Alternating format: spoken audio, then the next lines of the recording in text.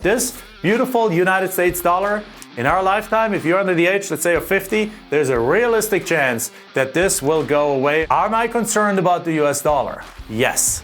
Do I think there's reason to panic right now? No. Hey there, Jack Bosch here, and welcome to the Jack Bosch Show. I'm excited to do another podcast or video episode right now with the subject of the US dollar. We're going to talk about the dollar and its threat against it being a global reserve currency. We're going to talk about the national debt. We're going to talk about the electronic dollar. And we talk about also the risk of the dollar evaporating to hyperinflation. Where are we all on that?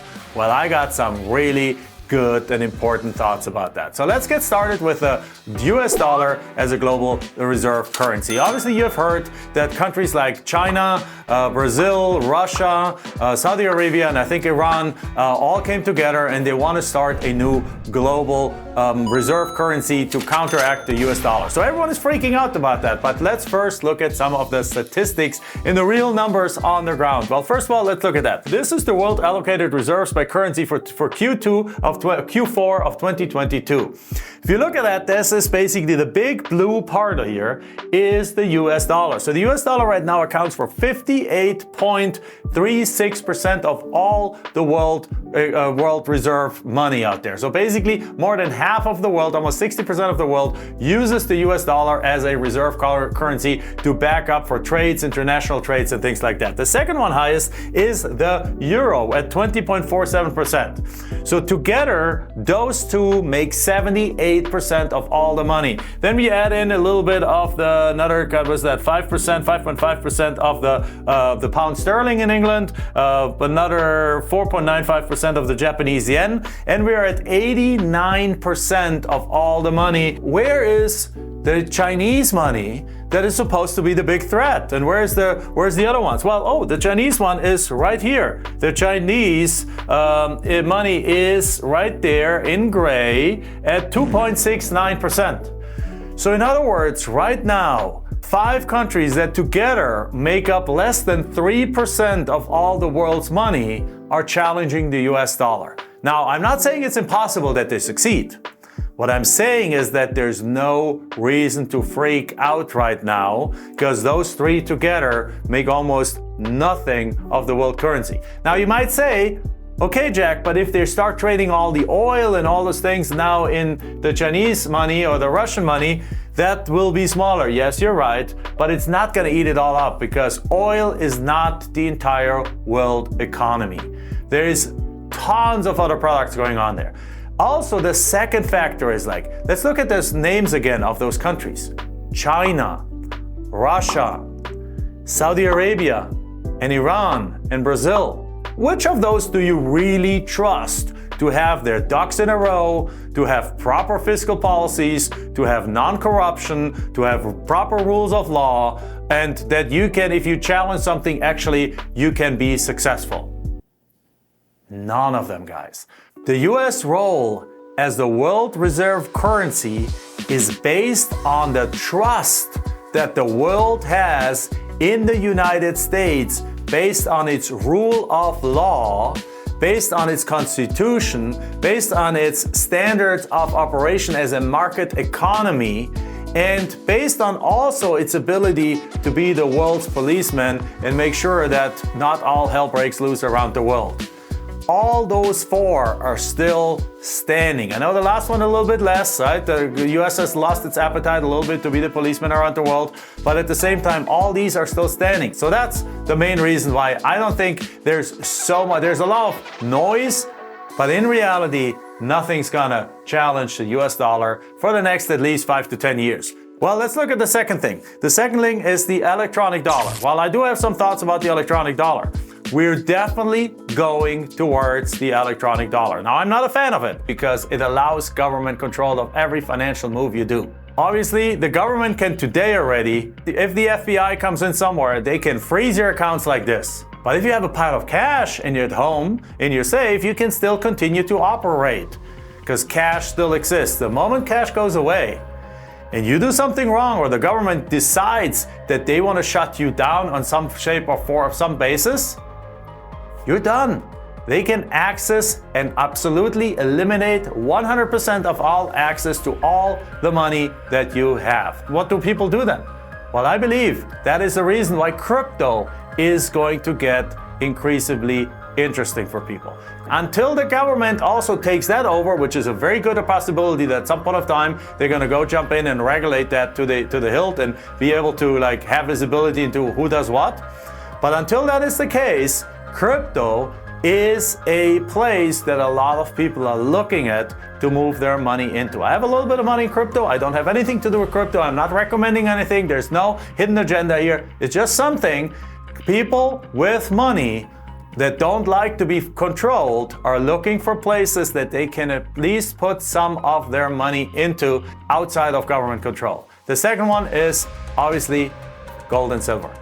Gold and silver is, in my opinion, is going to go through a boom right now because as the government right now in the next few weeks launches their digital dollar, it's not in the planning. It's already being launched. Already all national parks around the United States don't accept cash anymore. Already a lot of arenas. I'm a big Phoenix Suns fan, right? Go Suns. You go into the Suns arena, no more cash accepted. Now I understand why businesses do it. They simply do it to avoid theft. The government says they're doing it for money laundering. But really, guys, yes, money laundering plays a role, but it's control. They want to make sure that if you do something wrong or if they think you do something wrong, they can threaten you to shut you down. And that's really, really dangerous. Where are you going to put your money, at least part of your money, for it to be outside of the reach of the government? For me, it's crypto. For me, it's also gold and silver, and it's also potentially some assets in other currencies outside of the jurisdiction of the United States. Who is behind the move to a digital currency? Number one, the government for control, but number two, all the financial institutions that are pushing this, because at the end of the day, it's a huge, massive financial profit land grab by the financial institutions. So let's say if I go use this $100 bill and I go and buy myself a pair of shoes with it, that $100 is absolutely unharmed by all these transactions. It's still $100. It just changes hands and different people do different things with it. Now, if I do the same thing with a credit card or a debit card, on average, I pay 2%. If you use that enough time, the $100 is gone. Little by little, you're chipping away at the $100 and having a wealth transfer from the people over to the credit card companies and the merchant companies for that. Let's move on to the national debt. Are we, through inflation and things like that, printing ourselves into oblivion and making the dollar go away through hyperinflation? Well, let me tell you a couple of things. First of all, I'm from Germany. Germany has a lot of experience with hyperinflation. In my parents' home the other day, my dad, when I was visiting him, showed me some bills of $1 billion Deutschmark. And at the time, in the 1920s, that was enough to buy you one egg. Literally, you brought a wheelbarrow full of money in the morning to the baker in order to buy bread and things like that. Guys, we are light years away from that scenario in the United States. Again, you hear all the panic people. It's like, oh my God, the world's coming to an end. We're printing ourselves into oblivion. No, we are not. Now, we're printing way too much money, and there are some concerns here. But let's look at that. The concern is that as we have hit the high inflation, we are now in a situation that the government had to raise their rates in order to get the inflation back down again.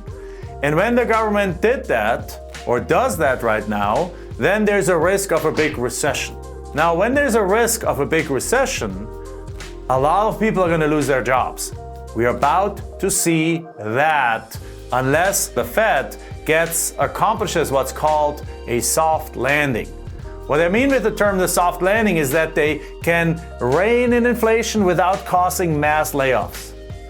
But chances are in the history of the United States, every time they had to do that, it always resulted in a hard landing. Meaning inflation came down, but with it came millions of people that were unemployed. Well, what happens if we hit a crisis like that?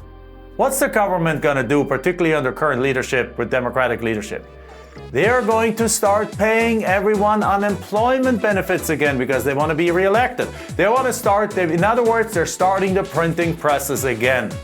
And as they start the printing presses again and distribute money left and right again because we're in such a difficult situation, guess what? Now money is flush everywhere again. Interest rates are lower again. It's going to lead to the big boom again. But guess what? It's a big inflationary boom again. It's a fake boom. It's not a boom driven by real needs. It's a boom driven by the United States government flushing the market with money again and doing the things to keep it from spiraling down into a really deep depression. And when that happens again, guess what? We have the next big boom and then we have the next big bust. And it's all going to repeat again and again. And what I predict is that we as a country are out of policy, out of monetary tools to really rein that in. What is really necessary to rein it in is a hardcore, fiscally prudent, disciplined government that lets the country go into misery for about 10 years to work all those things out, let the assets that are bankrupt go be flushed out, basically let burn down the forest in order for the forest to come back fresh and healthy again. No politician will allow that to happen. As a result, they're going to go kick that can further up, and we're going to see an accelerated, it's my prediction, an accelerating boom and bust cycle that ultimately would lead to a point where the printing presses just cannot be stopped anymore, where we ultimately will be the end of the US dollar and a new currency will come. By that time, by the way, this will be a virtual currency. Dollars will be going out of the door, the virtual currency will be here. But again, that process, whether virtual or not, will take probably, in my estimation, another 20 or 30 years. The digital currency will be here next week, in a few weeks from now, and it will be mass adopted probably in the next 5 years. But then afterwards, we'll have another 20, 30 years before the dollar will be gone. But this beautiful United States dollar, in our lifetime, if you're under the age, let's say, of 50, there's a realistic chance that this will go away and we'll have a brand new currency that's called different, that's a reset, and so on. So with that said, guys, why is this actually something that the government is not too worried about? Here's why. Because inflation is actually good to pay down the national debt. Now that sounds weird. There's something positive about inflation? Yes, you suck. You think it sucks. I think it sucks. We all losing through inflation. Because the money in the bank loses value. What you paid $2 for last week costs $3 now. But here's something else. Let's look at the national debt. The national debt right now is $31.46 trillion in the United States. That's as of like middle of April right now in 2023 when I record this video. Well, here's the thing. That debt is secured at fixed interest rates. The government in the heydays right now, when interest rates were super low, they refinanced a lot of their debt. And they have this debt in 10-year treasuries and even longer than that, treasuries for at 1 or 2 or even 0.5% interest rates. So in other words, they owe this money at almost no interest. At the same time, what's happening is when inflation goes up, if everyone charges more, companies do more revenue, and if they have, as a result, they have more profit, as a result, they pay more taxes. So the government actually in an inflationary period has more income. And when they have more income, this one hasn't inflated. There's smart people in the government. They're not they're not saying anything about that. But you and I are suffering. We're not going to go hit the dollar into oblivion anytime soon. Because after an inflationary period, the ratio of gross domestic product to debt is actually healthier because the gross domestic product went up with inflation and the debt didn't go up because it's fixed.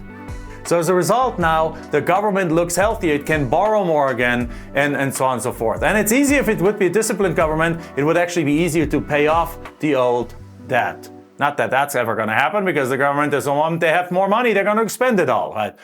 So with it all together, am I concerned about the US dollar? Yes. Do I think there's reason to panic right now? No. Don't panic. but start being aware of how money works. Be aware that your dollar is going to be eroded through the credit card companies as you use the electronic dollar, and be aware that you got to protect yourself a little bit from them. Start thinking about places that you can have money. Start thinking about assets that will live on in an inflationary environment. And real estate is one of the best assets that keeps its value, that goes up. And even if we have a reset in the dollar and we come up with a completely different currency afterwards, they're going to reset the value of the buildings exactly where they were before in terms of real purchasing power, in terms of real value. You have time, but the time is not unlimited. Make sure you leave a 5-star review, because that tells the algorithm that this is important information and other people need to see and hear it, right? Do the same on YouTube, do the same on iTunes, hit that subscribe button, hit that notification button, and share it with your friends. I'll see you in the next episode.